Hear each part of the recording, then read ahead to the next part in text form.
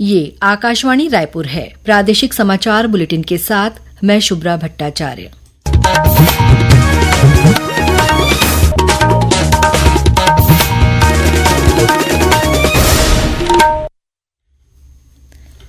और अब पेश है आज के मुख्य समाचार। केंद्रीय गृह मंत्री अमित शाह ने कहा कि अगले वर्ष मार्च तक भारत से समाप्त हो जाएगा नक्सलवाद। आज संपन्न हो रहा है छत्तीसगढ़ विधानसभा का बजट सत्र। छत्तीसगढ़ में अग्निवीर भर्ती के परिणाम कल घोषित किए जाएंगे। और प्रदेश के कुछ जिलों में आज मौसम में आया बदलाव, बारिश के साथ हुई ओलावृष्टि। अब समाचार विस्तार से।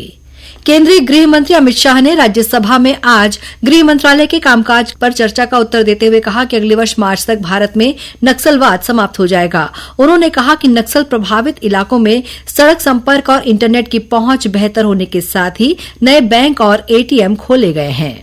21 मार्च 2026 को इस देश से नक्सलवाद समाप्त। डीआरजी, एसटीएफ, सीआरपीएफ, आईटीबीपी और बीएसएफ के जवानों को ढेर ढेर बधाइयां देना चाहता हूं, जिन्होंने जहां सूर्य की किरण दिन दहाड़े भी न पड़े ऐसे घने जंगलों के अंदर इस समस्या के समाधान के लिए अपना सर्वोच्च बलिदान दिया।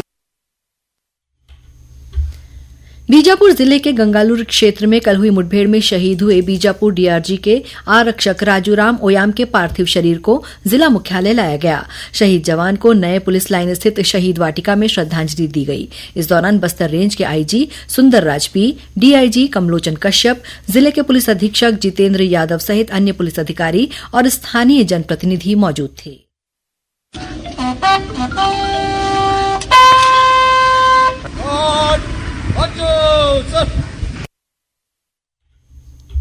इस बीच इस मुठभेड़ में मारे गए 26 माओवादियों में से 18 माओवादियों की शिनाख्त कर ली गई है। बाकी बचे माओवादियों की पहचान की जा रही है। जिन 18 माओवादियों की शिनाख्त की गई है उनमें 1 डीवीसीएम, 5 एसीएम, 3 पीपीसीएम और 9 पीएलजीए प्लाटून सदस्य शामिल हैं। जिले के पुलिस अधीक्षक जितेंद्र कुमार यादव ने बताया कि इन सभी माओवादियों पर कुल 93 लाख रुपए का इनाम घोषित था। घटनास्थल से भारी मात्रा में AK-47, SLR, INSAS rifle, 303 rifle, rocket launcher, BGL launcher, हथियार सहित विस्फोटक पदार्थ और अन्य माओवादी सामग्री बरामद की गई है। कल जो 30 माओवादी मुठभेड़ में मारे गए थे उनमें 15 महिला माओवादी भी शामिल थीं।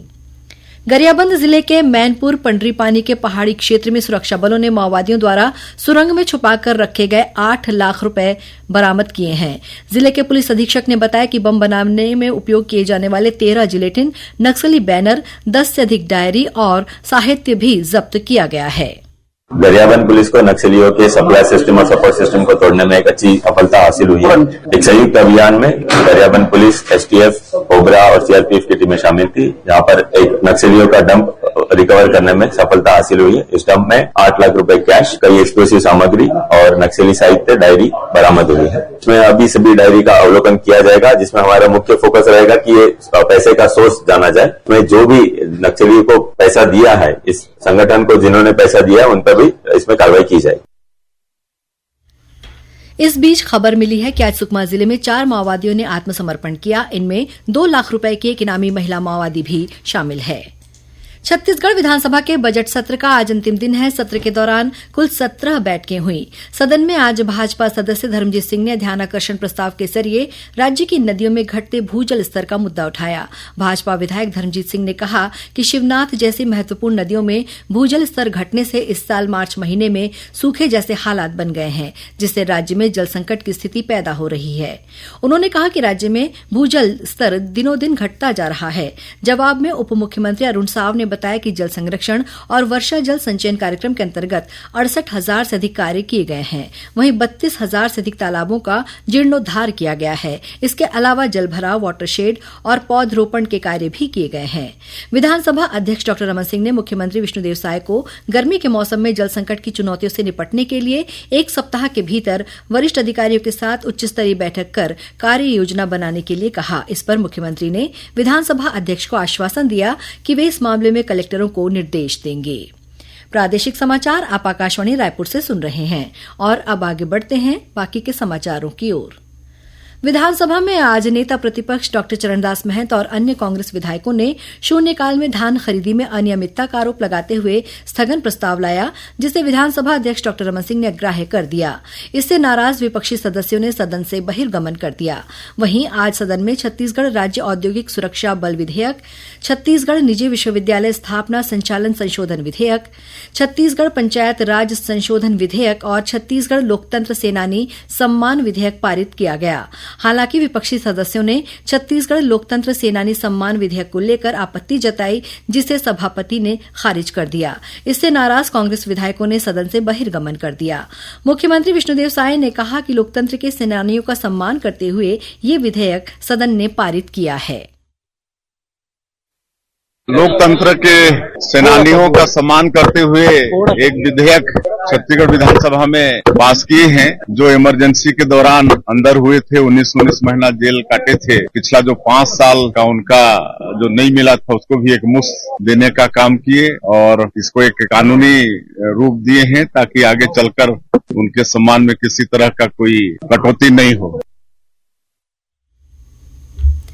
आज छत्तीसगढ़ विधानसभा में विधानसभा अध्यक्ष डॉक्टर रमन सिंह ने उत्कृष्ट विधायकों और पत्रकारों के नामों की घोषणा की। सत्ता पक्ष से भारतीय जनता पार्टी की पंडरिया विधायक भावना बोहरा और विपक्ष से कांग्रेस के बस्तर विधायक लखेश्वर बघेल को वर्ष 2024 के लिए उत्कृष्ट विधायक चुना गया है। वहीं इलेक्ट्रॉनिक मीडिया से योगेश मिश्रा और प्रिंट मीडिया से राकेश पांडे को उत्कृष्ट पत्रकार के रूप में चुना गया है।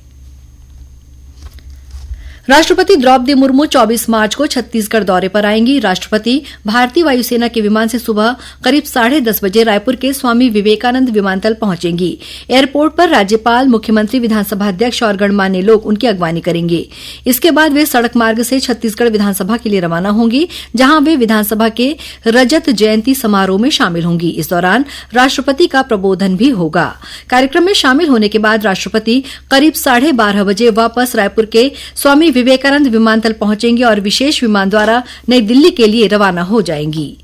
छत्तीसगढ़ में अग्निवीर भर्ती के परिणाम कल 22 मार्च को घोषित किए जाएंगे। परीक्षा में सफल अभ्यर्थी इस साल भारतीय सेना में अग्निवीर बनकर देश की सेवा करेंगे। अभ्यर्थी परिणाम देखने के लिए ज्वाइन इंडियन आर्मी के साइट www.joinindianarmy.nic.in का अवलोकन कर सकते हैं। परिणाम सेना भर्ती कार्यालय रायपुर के नोटिस बोर्ड पर भी प्रदर्शित किए जाएंगे। प्रदेश में पटवारी से राजस्व निरीक्षक आरआई के पद पर प्रमोशन के लिए हुई भर्ती परीक्षा घोटाला मामले में आर्थिक अपराध अन्वेषण ब्यूरो ईओडब्ल्यू और एंटी करप्शन ब्यूरो एसीबी ने एफआईआर दर्ज कर ली है। गौरतलब है कि घोटाला सामने आने के बाद केडी कुंजाम की अध्यक्षता वाली कमेटी ने जांच रिपोर्ट में इस बात की अनुशंसा की थी। और अब पेश है मौसम का हाल। प्रदेश के मौसम में बदलाव होने से बलरामपुर और सक्ती जिले सहित कुछ जिलों में आज ओलावृष्टि हुई। तेज बारिश और ओलावृष्टि के चलते खेतों में लगी फसलों को नुकसान पहुंचा है। वहीं रायपुर में दोपहर बाद अंधड़ के साथ ही हल्की वर्षा दर्ज की गई। जांजगीर चांपा जिले के शिवरी नारायण में आज आकाशीय बिजली गिरने से एक युवक की मौत हो गई है। वहीं एक अन्य युवक घायल हो गया है। इधर बलरामपुर जिले में कल आकाशीय बिजली गिरने से एक बुजुर्ग की मौके पर ही मौत हो गई, जबकि एक अन्य व्यक्ति गंभीर रूप से घायल हो गया है। यह हादसा पुलिस चौकी गणेश मोड़ के पास हुआ, जहां बारिश से बचने के लिए झोपड़ी नुमा घर में शरण लेने के दौरान बिजली गिरी। उधर कोरबा जिले में अचानक आई आंधी बारिश से एक राइस मिल की दीवार गिरने से 2 मजदूरों की मौके पर ही मौत हो गई। वहीं 6 अन्य मजदूर गंभीर रूप से घायल हो गए हैं, जिन्हें अस्पताल में भर्ती कराया गया है।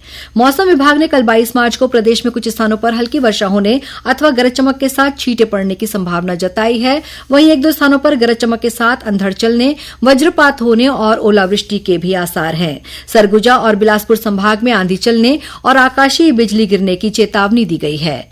और अब कुछ समाचार संक्षेप में।